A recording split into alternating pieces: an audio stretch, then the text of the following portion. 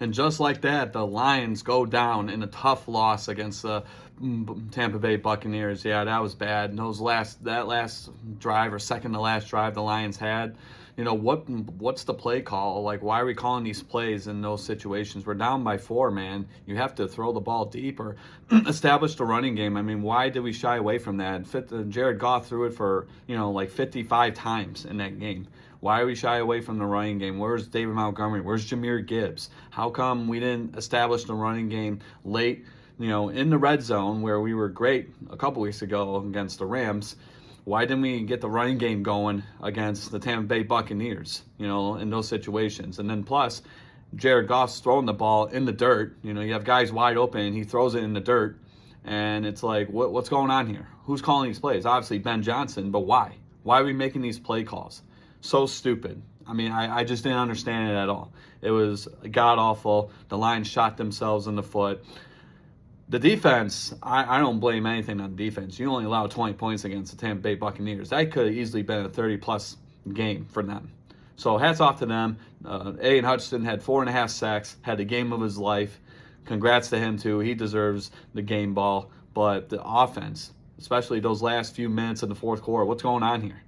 Why are we throwing balls in the dirt? Why are we throwing screen passes behind the line of scrimmage and losing 2 to 3 yards when we're trying to score a touchdown because we need a touchdown to win, right? We can't settle for a field goal. We're down by 4. It was just crazy. I'm watching this game the other day, Sunday, and it was just absolutely disastrous. It was disgusting to watch this, to watch the last few minutes. It's like, where did the time management go? Like, what are we doing here? Get David Montgomery involved. I mean, I didn't really see him on the field, those last few minutes in the fourth quarter. Where was he? Was he hurt? I don't know. They didn't utilize him. And then Jahmyr Gibbs, like I mentioned last week, you had the two-headed monster for the Detroit Lions. You have Jahmyr Gibbs and you have David Montgomery. Use them. Our running game was fabulous against the Rams week 1, Sunday Night Football. And then week 2, we played the Tampa Bay Buccaneers, and you knew revenge was on their mind. You knew the Tampa Bay Buccaneers was going to come to Detroit, Michigan, Ford Field, once again, avenge their loss from the divisional round of the playoffs last year. And that's exactly what they did, because you let them. You let them win this game, okay? Like, Dan Campbell can take all the blame all he wants. And, yeah, he's the head coach. At the end of the day, you got to take responsibility for what happened there. But we have to place blame on other people too, like Ben Johnson. Like, what is he doing? What is he doing calling those plays? And then Jared Goff. Why is he throwing the ball in the dirt? And I get it, Lions fans, you guys out there, I know you guys are probably thinking, Zach, relax, it's only week 2. Yeah, understandably, 100% agree with you. But now you have to understand the media, all the other 31 teams in the NFL are looking at us because we're supposed to be a Super Bowl favorite, right? Well, if we play like that, there's no way in hell we're going to be a Super Bowl favorite. We're not even going to be competing there if we play like that. That was garbage, what I saw Sunday. So I was dumbfounded, just like you guys. I couldn't believe what was going on. Yeah, Ben Johnson, he's usually a good play caller. That guy, great offensive mind, great offense coordinator, knows what he's doing. But the last few minutes of that game against the Buccaneers, what was he doing? Why are we throwing screen passes behind the line of scrimmage? We're losing 2 to 3 yards every play. Run the damn ball, right? You have Jahmyr Gibbs. You have David Montgomery. They were fabulous. They were unstoppable. They were awesome week 1 against the Rams. Why do we shy away from the running game? And I'm a pass-happy guy. I love the pass game, especially nowadays. But if it's not broke, don't fix it, right? Our running game was great week 1, and then week 2, when we needed it most, it just didn't work. It didn't happen. We didn't make it happen. And then Jared Goff, I don't know why he's throwing the ball 55 times. We're a run-first team, okay? Yeah, I get it. We got Amon-Ra St. Brown. We got Jameson Williams. We got Sam Laporta. We got all these guys. Khalif Raymond, if you want to add him. Maybe Jahmyr Gibbs. We got receiving. We got threats down the field, but our running games are bread and butter. Why did we shy away from that? I don't understand. It was crazy. It was unbelievable.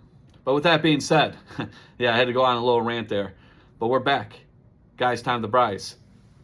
Tuesday, September 17th, 2024. The Bryce is back. Guys, time to Bryce is here. And yeah, obviously we got to talk about this game more in detail. So we got Lions football to talk about. Week 2 is all said and done. Crazy stuff happening. Players throwing punches. They're not getting ejected. You know, we got wide receivers losing their minds, throwing temper tantrums onto the field. And then we had a huge collapse last night on Monday Night Football. The Philadelphia Eagles thought they were going to win. Really kind of dominated the whole game. But then you let Kirk Cousins and the Atlanta Falcons make work with 1:40 left in the fourth quarter. And that's all they needed, was 1:40 seconds left to win the game and take that game away from you guys. So we got to talk about that more in detail, but we got to dive into this game against the Tampa Bay Buccaneers. So, yeah, I guess you guys already know. Tampa Bay wins 20-16. We got the Arizona Cardinals this Sunday at Arizona, who just dropped a 40-bomber on the Rams. I mean, they looked absolutely phenomenal. You know, they played the Rams, and the final score of that game was 41-10. Kyler Murray looked fabulous. He looked absolutely dominant in that game. So that's going to be a tough matchup, and we got to travel to Arizona. Tough place to play. So we got to fix some stuff, and you know, we got to get our crap together and get going on that. So, but yeah, 20-16 we lose at home. It was a tough loss. You know, it was a tough game. We just couldn't, you know, hats off to the Tampa Bay defense. They were there. They were there all game. You know, they stopped our run. They stopped our passing game. You know, they were making plays. They were making plays downfield. You know, Jared Goff threw two interceptions.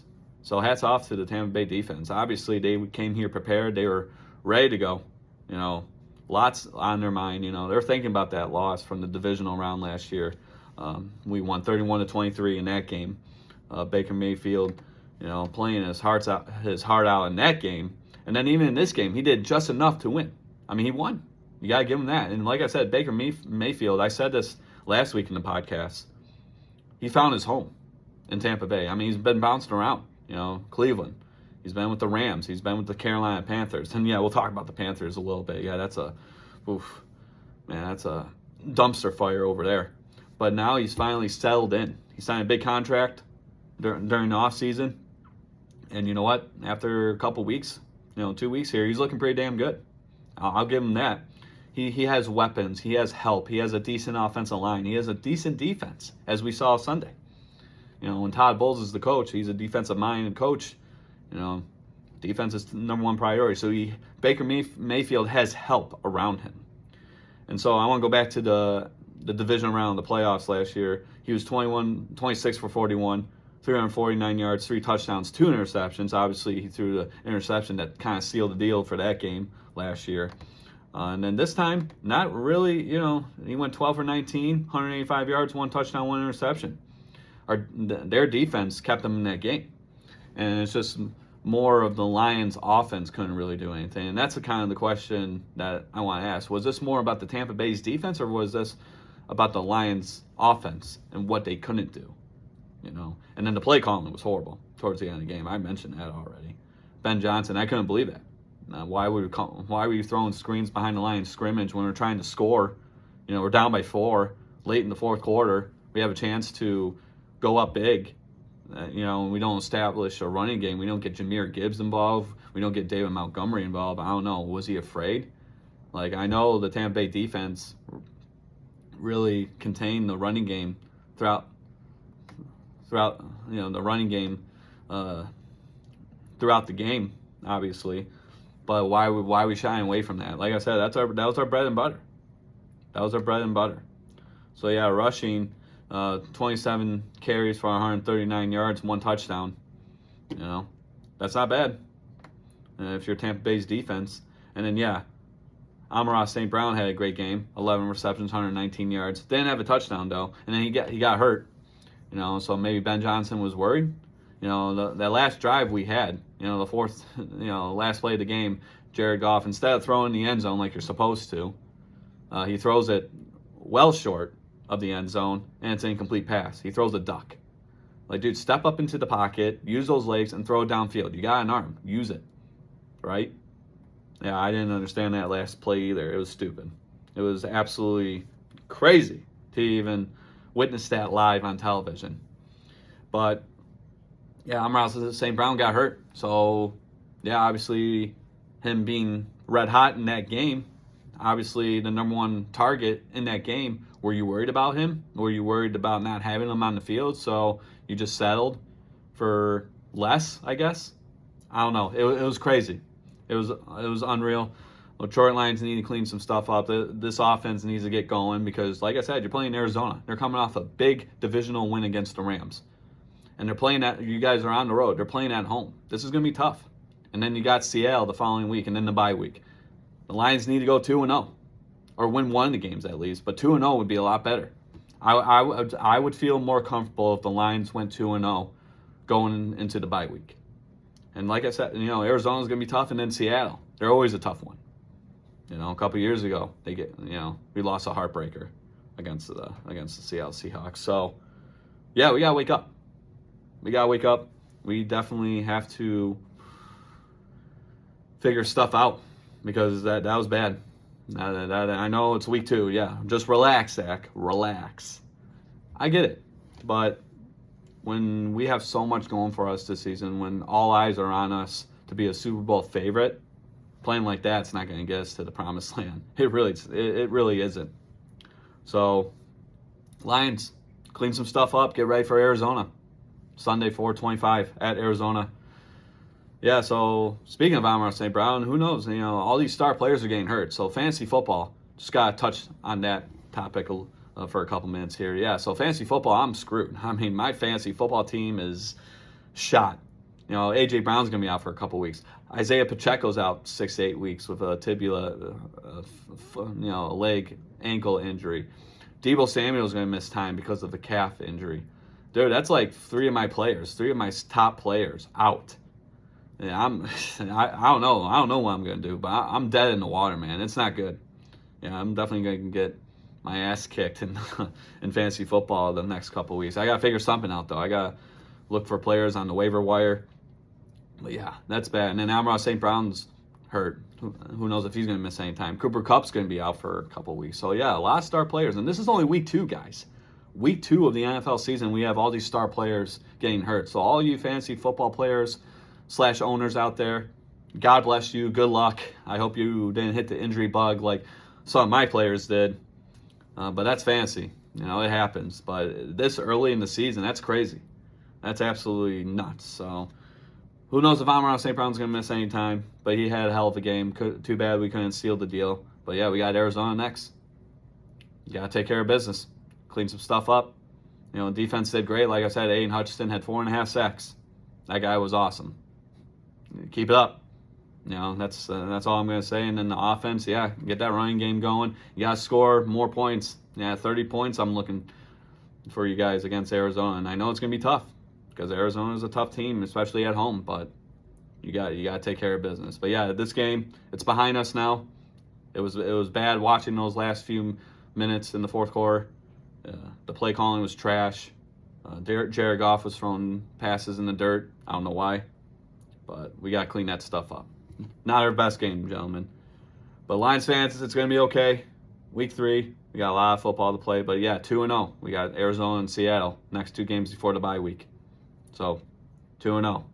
Let's take care of business. So done talking about the Lions. I think we exhausted enough on the Lions. We got to hop over to the rest of the scores for week 2. It was crazy. Like I said, punches were being thrown. Wide receivers throwing temper tantrums. Jamar Chase, excuse me. And the Saints scoring 40-plus points once again, 91 points in 2 games. That's absolutely phenomenal. Alvin Kamara, who's in one of my other fantasy football leagues, had a great game, 4 touchdowns. So that was great to see. But yeah, 44-19 against the Cowboys.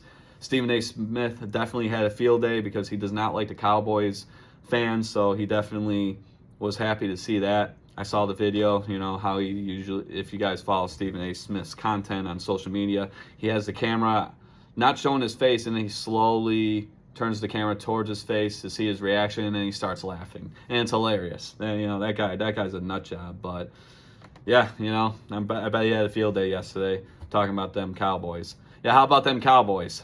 Yeah, they definitely did not take care of business. They got absolutely destroyed. Dak Prescott signed that big contract last week. And yeah, here's what he has to show for it. 293 yards, 1 touchdown, 2 interceptions. You can get blown out. 40 plus points against the Saints, who, like I said, the first 2 games have scored 91 points. So Saints are not messing around. Like I said, they're going to compete in the NFC South. I think it's going to be them and the Tampa Bay Buccaneers. Well, maybe even the Falcons though. Carolina's done. They bench Bryce Young. They're putting in Andy Dalton, the veteran, been around for a long time. So yeah, that's that's all you need to know about that franchise. But the NFC South, I think this is the Saints. This is a Saints division to win. They're playing lights out right now. But yeah, don't sleep on the Buccaneers, and maybe don't even sleep on the Atlanta Falcons after what they did last night against the Eagles. But yeah, 91 points in the first 2 games, that's awesome. So yeah, the Saints taking care of business against the Cowboys, 44-19, and then obviously the Tampa Bay Buccaneers crushing our hopes. Detroit Lions 21-16, the Packers winning 16-10. Anthony Richardson throwing 3 interceptions in that game. That's not good. Malik Willis obviously in for the injured Jordan Love, and he's injured too. So all these star players getting injured within the first 2 weeks in the NFL, man, it's not good. Not a good sign. And then the Jets winning 24-17, taking care of business there.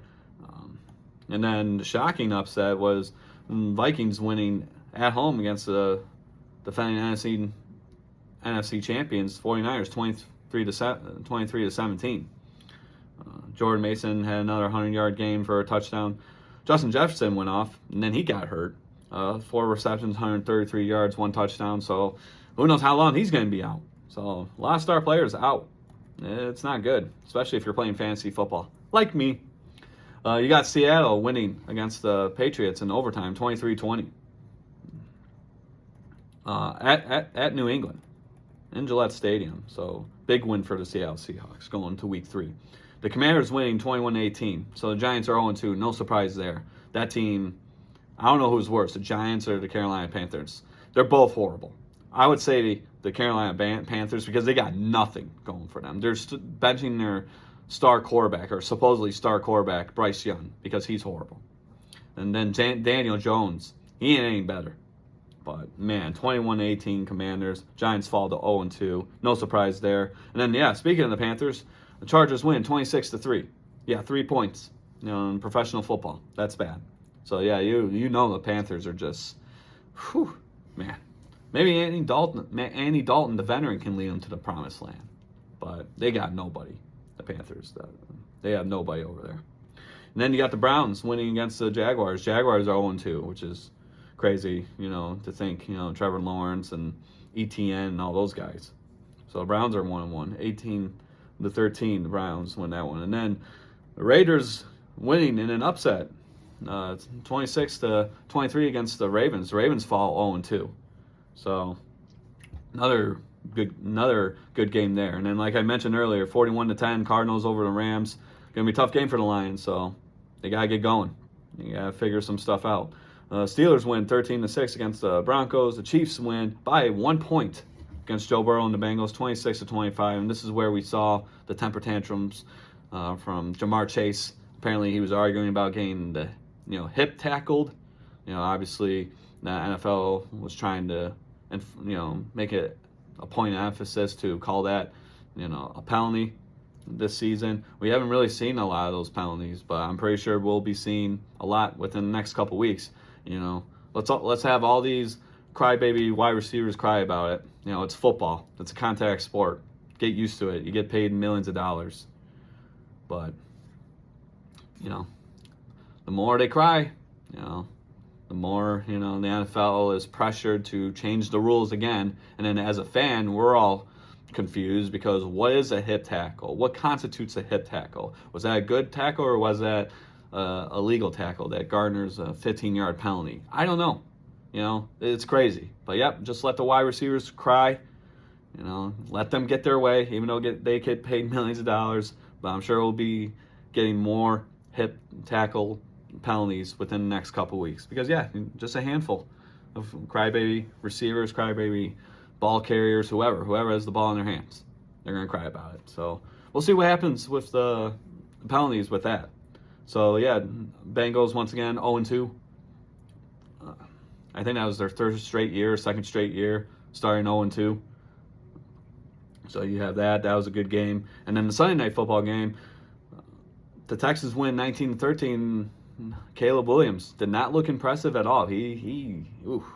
Man. Chicago Bears fans, you got to be worried about this. What's going on? What's going on in Chicago? Like, I get it, it's week 2. He's a rookie. Give him time to develop. I get that. But, dude, he's number 1 draft pick. He's supposed to be face of the franchise. I mean, this is his first primetime game, and he blew it. You know, he played like absolute crap. So, but Bears fans, how you feeling about this? What's going on? You know, is Caleb Williams the answer? Yeah, that was bad. That was bad for him. And then C.J. Stroud taking care of business. Nico Collins, 8 receptions, 135 yards, a touchdown. Got to get Tank Dell involved because I have him in my fantasy league. So get him involved in the offense, please. But yeah, Caleb Williams, Bears fans. You know, what's going on? How you guys feeling about that? What's going on with that? And now Monday Night Football. Last night I watched this game and I'm saying, okay, the Eagles have this in the bag. You know, all they have to do is get that third down and seal the deal. Dump the pass. Jalen Hurts throws a pass to Saquon Barkley in his hands and he drops it. He drops the pass, dude. Like, oh, all you had to do was catch the ball, man. Catch the ball and you win this game on Monday Night Football at home. And then you take a couple knees and the game's over. No, he drops the ball, stops the clock. Have to settle for a field goal. Kick it off to the Atlanta Falcons. All they needed was a minute and 40. I mentioned this earlier. A minute and 40 seconds to seal the deal. Kirk Cousins, 2 long passes, 2 bombs to Darnell Mooney.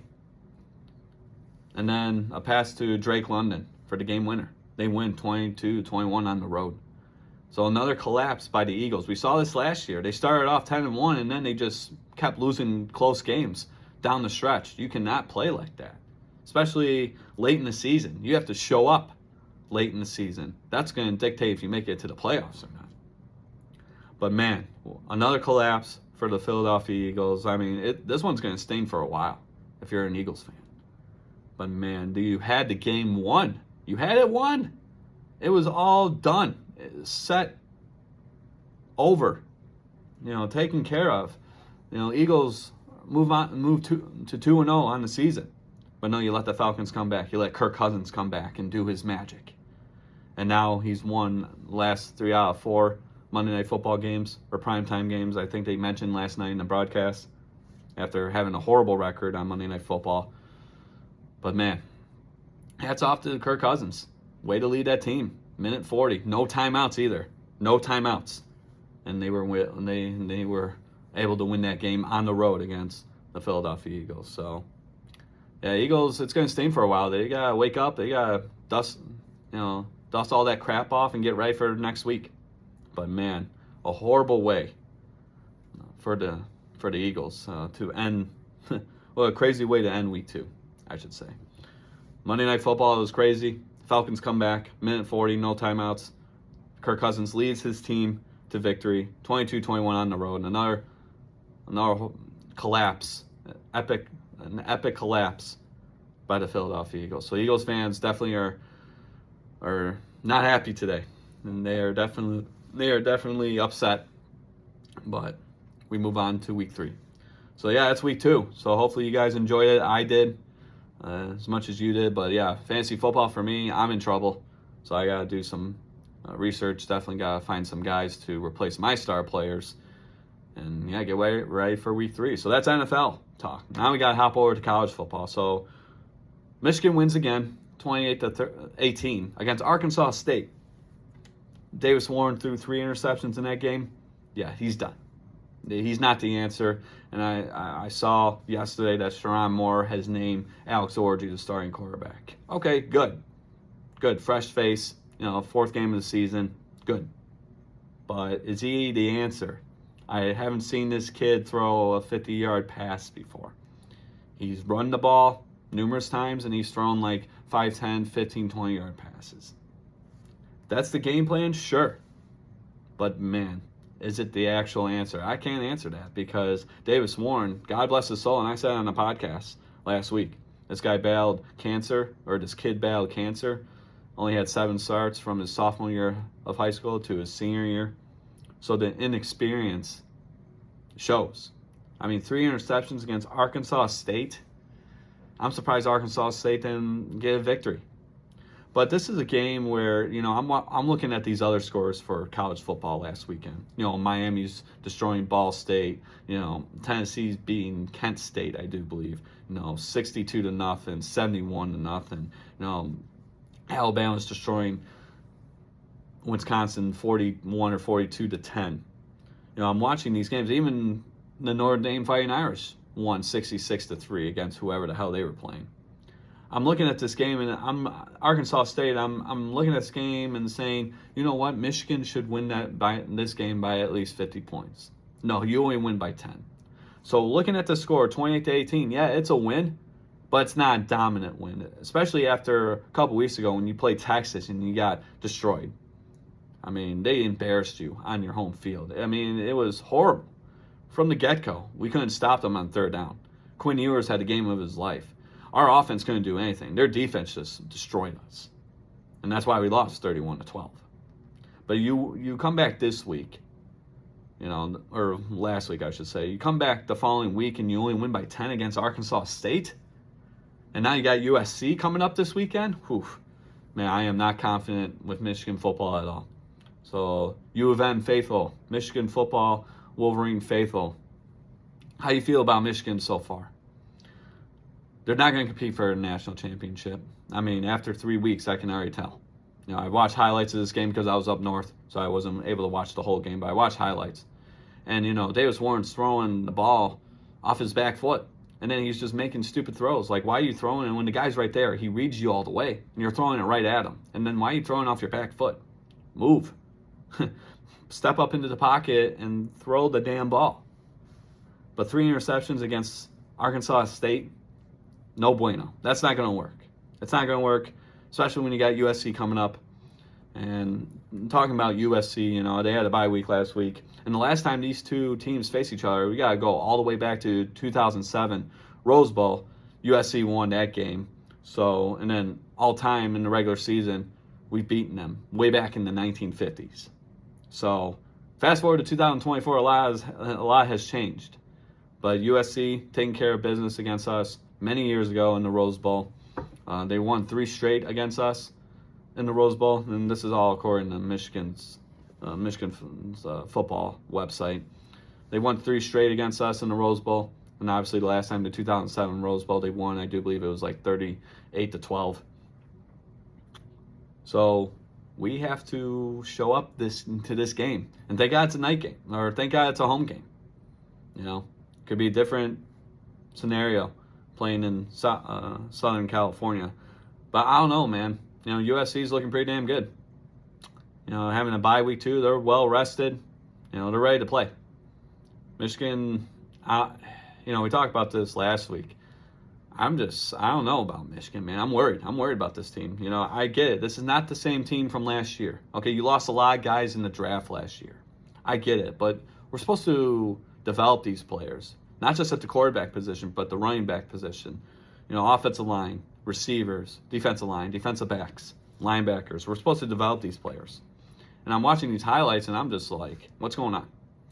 Obviously, our running game's looking pretty good. Kalel Mullins is doing a great job. Donovan Edwards picked up some momentum last week. That's good. So now let's translate that over to USC because that's going to be a tough game. But obviously, this team is way different from the national championship team from last year.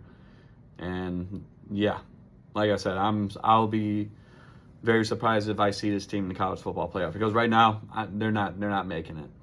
No, you got USC coming up. You got Oregon in November. Then you got Ohio State, and then even Michigan State. They're 3-0 right now. That might be a tough game. Their defense looking pretty good, especially since they played Prairie View. Yeah, that was a tough game to win. And by the way, Michigan State lost that game by half a point if you're playing the spread. They were favored by 40.5. They won 40-0. So they lost by half a point. I mean, they still dominated, but yeah, if you bet that game, if you bet the points, you took Prairie View and the points, you won. So congrats. But they're 3-0.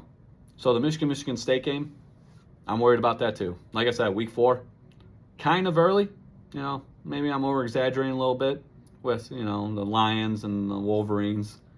But, man, I'm watching these highlights from the Arkansas State game, and I'm just like, man, how are they going to beat USC? How are they going to beat Minnesota? How are they going to beat Michigan State, Oregon, Ohio State, especially Ohio State? They're coming after. They're coming for blood after getting, after losing to us 3 straight years. So, Michigan, get it figured out quick. Alex Orji, the starting quarterback, that's a start. But now you got to dominate this game against USC. And I don't know if they can even do that. So Michigan's got USC this week. It's going to be a tough one, 3:30 on CBS. Take care of business. Get the job done. But it's going to be tough. So Michigan USC this weekend, check it out. Saturday, 3:30 on CBS. But man, I'm worried. I'm worried about the Wolverines. So we got to hop over to all these other college football scores going on right now. Let's see here. So yeah, Davis Warren, he has 2 interceptions or 2 touchdowns versus 6 interceptions after 3 weeks. So yeah, that's not good. But yeah, I just want to point that out there. I know it was kind of random, but whatever. He's not starting. Alex Orji, get the job done. That's all I gotta say. So now all these other games. We got Georgia almost losing to Kentucky. That was crazy. I actually watched that game up north, and they won 13-12 in the nail biter.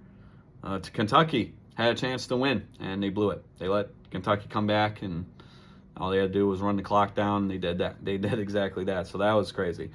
Texas winning 56-7.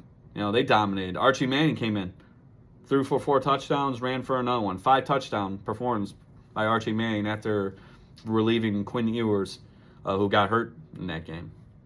So we'll see if he comes back anytime soon. But it's the Archie Manning show down there in Texas. So you got that. 42-10, Alabama over Wisconsin. Ole Miss 40-6. See, top 10 teams, they're blowing out their opponents. I get it, they're not playing anyone, but it is what it is. Missouri winning 27-21 against Boston College. How's it going? Tennessee 71-0 against Kent State. Oregon 49-14 against Oregon State. Miami 62-0 against Ball State. And I said this last week on the podcast. I would be surprised if I see Miami, in the Final Four. They're going to compete for the college football playoff if they keep doing what they're doing. Tennessee's going to be in there. Texas definitely is going to be in there. Ohio State, Alabama. That's 5 teams already. But yeah, Miami 3-0, taking care of business. It's good to see the U come back. Obviously they were a dominant team for many years, kind of slipped down the past few years, but it looks like they're rising up a little bit.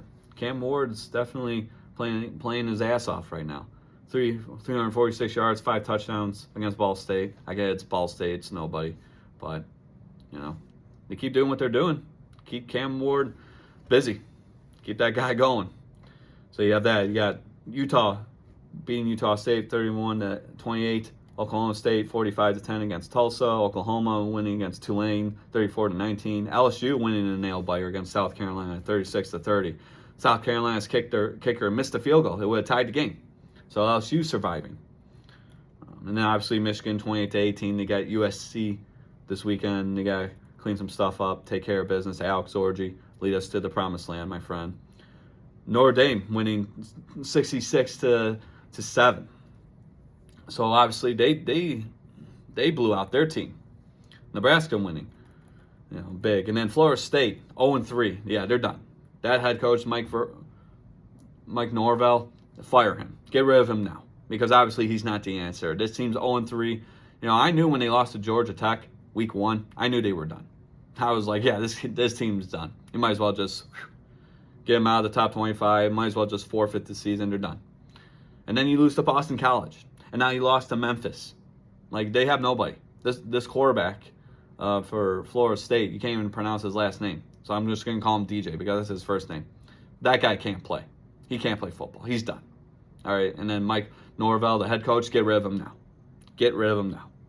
0-3, that's disgraceful if you're a Florida State fan. That's bad. That is bad. And they lost at home, too. So 0-2 at home, 0-3 overall. Yeah, Florida State's done. That's horrible. I mean, absolute trash going on there in Florida State. Michigan State, like I said, 40-0 against Prairie View A&M. Yeah, they didn't cover the spread, but they won. And they're 3-0. So, obviously that in the Michigan State game's many weeks away, but man, you're nervous if you're a Michigan Wolverines fan. Minnesota wins. We got them in a couple weeks, 27-0. Washington State beat Washington 24-19 in a good game. So yeah, like I said, dude, a lot of good games this weekend, a lot of big blowouts, and that should have been us. We should have won that game against Arkansas State by 50+. Without question, that should have been a blowout game for Michigan. And then Colorado beats Colorado State 28-9. You got that. So yeah, good week for college football. Exciting. Obviously, rankings are out. Texas is number 1. I think Georgia's number 2. Ohio State's 3. But yeah, we got college football this week, obviously. Michigan and USC.